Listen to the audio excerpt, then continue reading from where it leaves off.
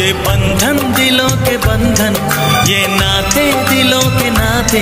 शुभमंगल होणार आणखीनच हॅपी, कारण नव्या रूपात हॅपी होम फर्निचर घेऊन आले आहेत. फर्निचरचा लग्न बस्ता फक्त 51,000. आजच भेट द्या हॅपी होम फर्निचर, एकविरा चौक जवळ, पाइपलाइन रोड, अहमदनगर.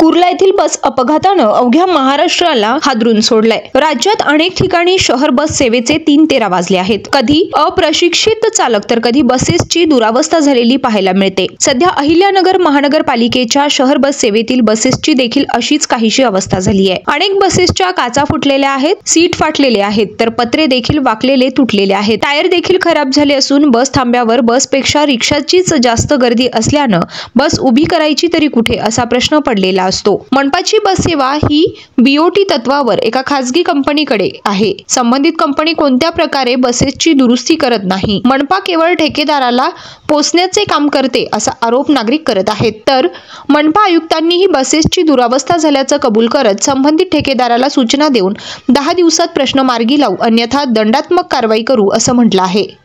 शहर बस सेवेचा जो खासगी ऑपरेटर आहे, काही गाड्यांची दुरवस्था झालेली दिसून येते, काहीची सीट फाटलेली आहेत, काचा तुटलेल्या आहेत दिसतात, काही ठिकाणी पत्रा डॅमेज झालेला आहे.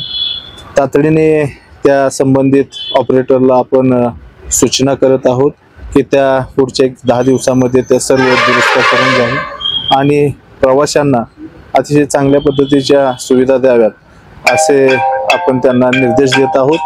आणि नाही जर त्यांच्याकडून याचं पालन झालं तर आपण त्यांच्यावरती दंडात्मक कारवाई करू.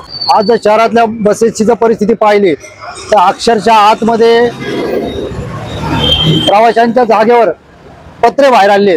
म्हणजे चालताना बसताना कुठेही पत्रा लागू शकतो, कोणाचे पाय फाटू शकतात, कोणाचे हात फाटू शकतात, काहींचे स्टेअरिंग नीट नाही आहेत. आज जर पाहिलं या गाड्यांचे टायर सुद्धा नीट नाही आहेत. या गाड्यांची PUC सुद्धा बोगस पद्धतीने काढलेली दिसते. प्रदूषण तर इतकं या गाड्यांपासून होतं की त्याचं जर प्रमाण पाहिलं तर या गाड्या आज बंद करण्याची वेळ आहे. जवळपास 15 वर्षाच्या वर या गाड्यांना कालावधी झालेला आहे.